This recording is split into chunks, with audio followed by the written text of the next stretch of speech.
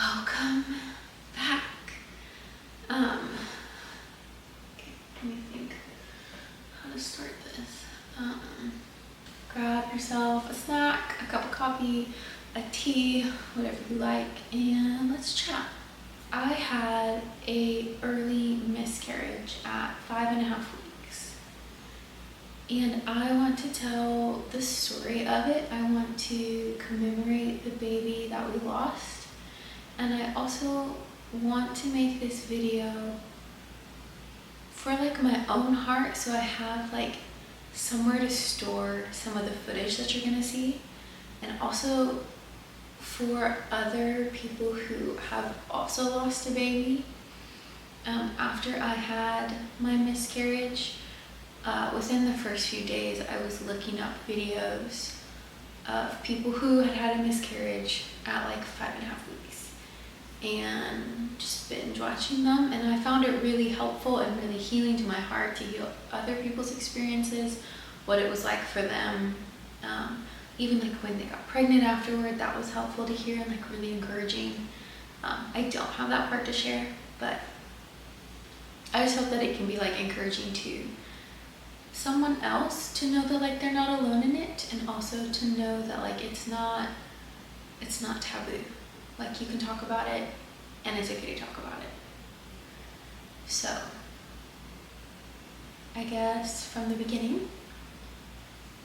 So me and Jacob, we were not trying to have a baby. We were actually not trying to have a baby. We were being intentional about it. But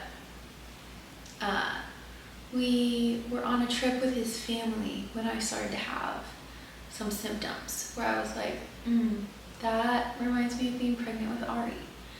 And I just kept having like more and more symptoms.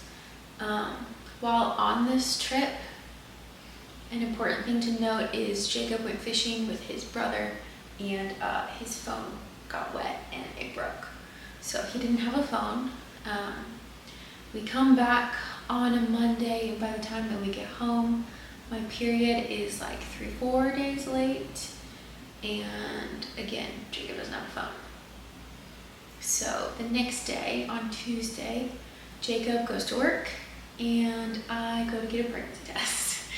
I buy a couple and then I take it with my son Ari, and I found out that I was pregnant. Ari, are you ready to find out if you're gonna be a big sibling? Yes. Yeah, me too. We've got 15 seconds. You ready?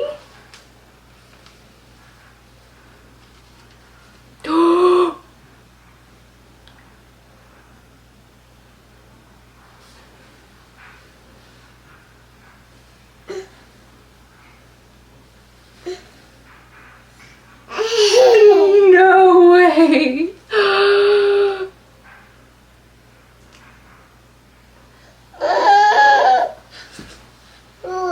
Wait, what?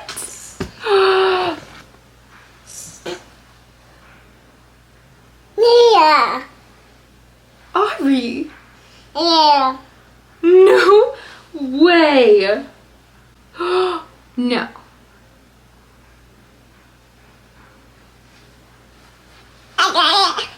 Ari, Mama's pregnant. No way! Oh, you okay? And it was the best. It was the best. Oh my gosh, I'm literally watching it appear and tell me I'm pregnant. What? Ari, you're gonna be an older brother. Ari. Oh, buddy. You're gonna be a big brother. I almost said sister. Oh my gosh. He said, ah. That's crazy. Pregnant?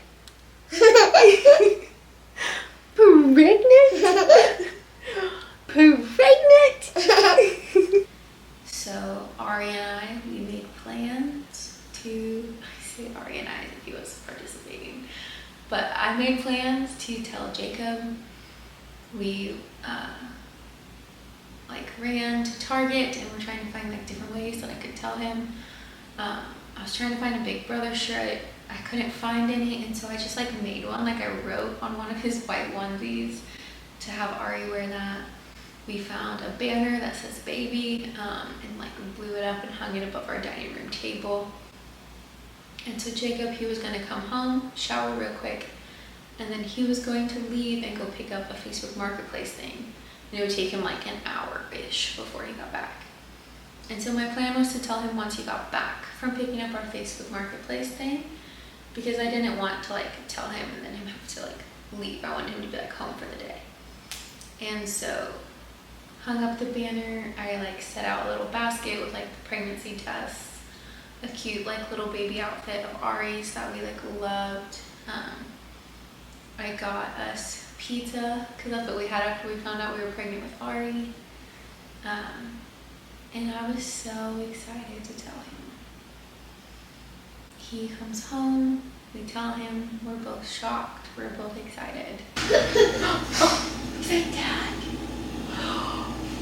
Hi, Dad. I know. Yeah. Come inside. Wait, really? Yeah. Hi, Dad. You're actually pretty. I'm actually pregnant. Oh my gosh. I know. Isn't that crazy? I know. This is the first one. Are you shaking so I'm much? shaking so much. This is the second one. This is the third one. Did you take 3? Isn't that Oh my god. great? Like, it's there. I know. It's insane. You are. We're all pregnant. We're all pregnant. That's insane. I know. I like kind of believe it. Also, I'm 5 weeks pregnant.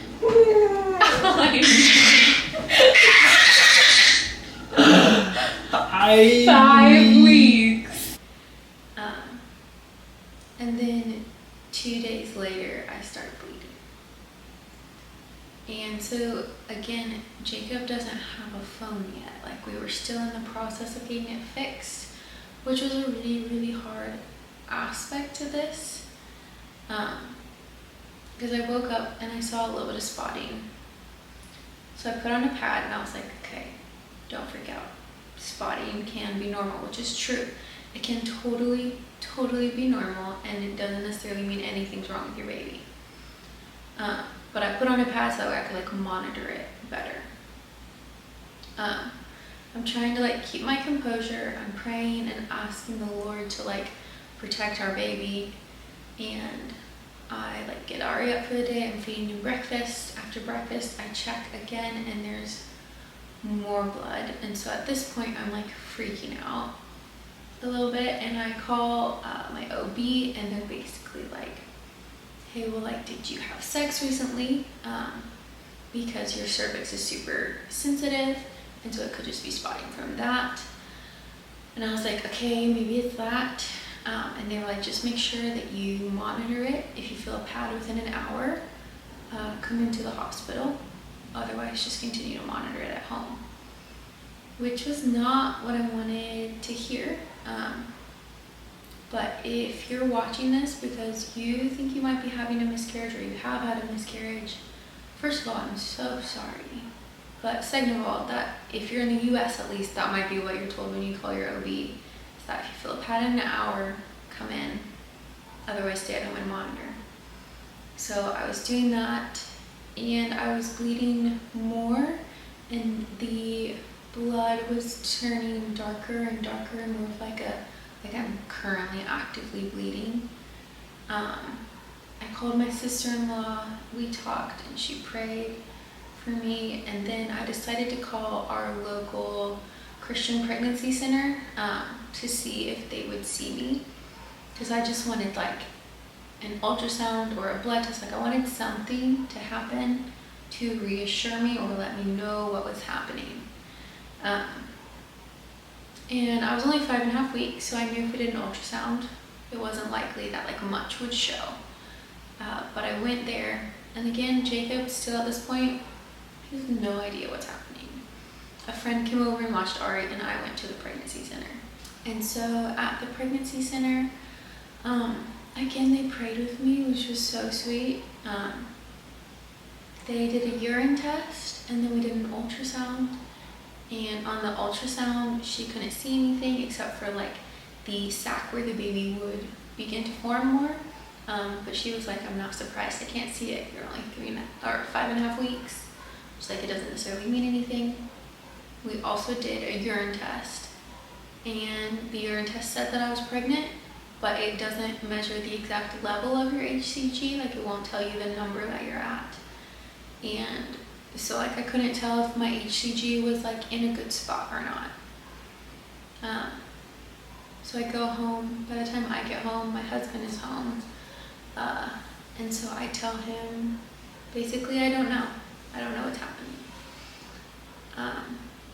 And then that night, I decide to take another pregnancy test because I want to see the line getting darker to give me reassurance that I'm still pregnant and not losing this baby.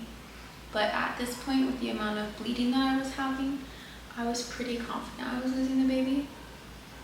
And so I took a pregnancy test, and it was negative, and I knew for sure that I had lost the baby. And it was gut-wrenching and devastating. And I know that like I was 5.5 weeks, and people lose babies a lot later, and like I can't even like imagine how hard that would be.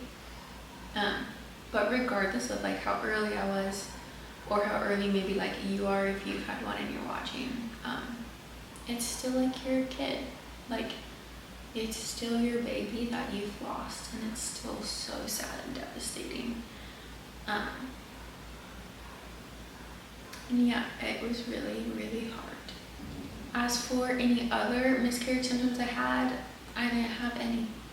I had some mild cramping, but I also had that before I started miscarrying, and I had that for like weeks and weeks with Ari. Like that didn't register to me as like abnormal or weird or a miscarriage symptom. My only symptom that I had was bleeding. So then I want to talk about a little bit of what has been helpful in the grieving process and what that's looked like a bit. So a couple of things that have been really helpful for me is having like 1 or 2 people that I'm sharing like every detail with. It is too emotionally taxing to do with multiple people. So having like, for me it was really just one person mostly that I was sharing like every single detail with. That was really helpful to just have someone to listen. And another thing that was super helpful was literally just sobbing with my husband.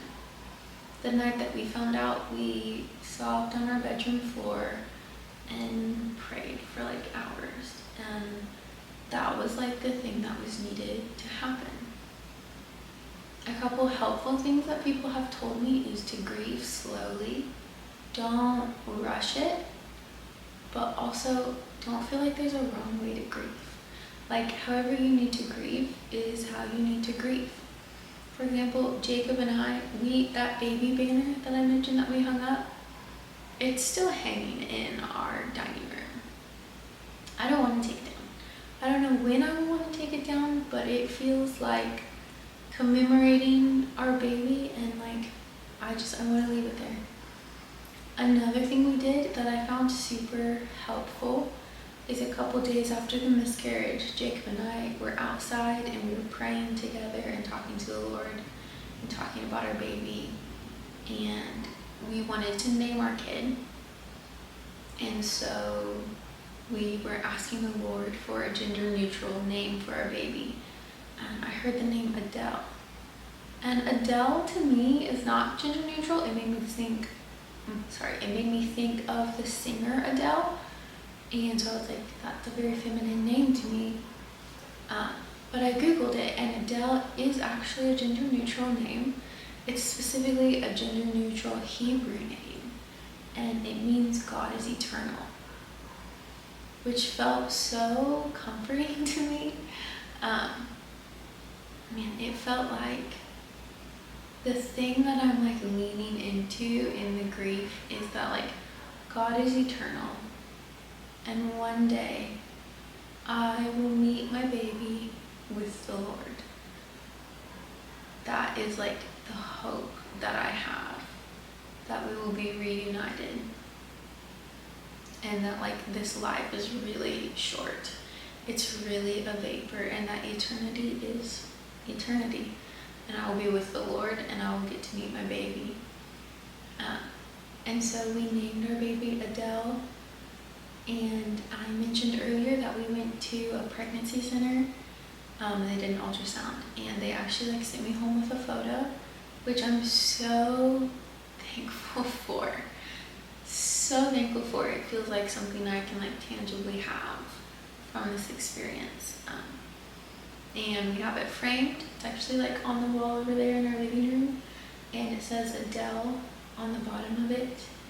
And it feels special. It feels like a way that we have like honored the child that we lost, and we're not pretending like they don't exist.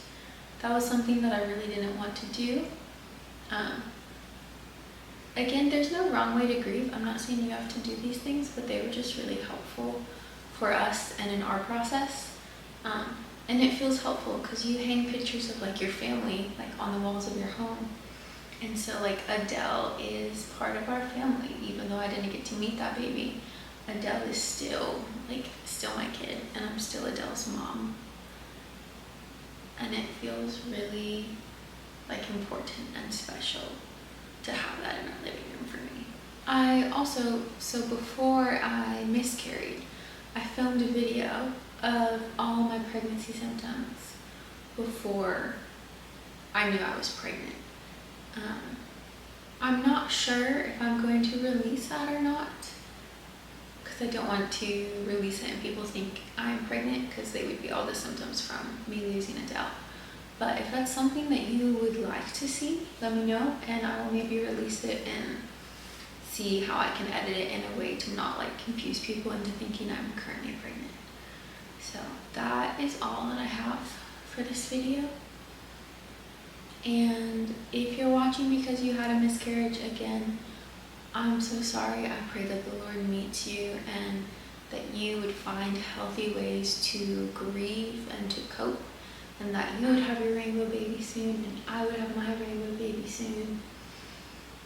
And yeah, I hope you have a lovely rest of your day. Subscribe if you would like to stick around.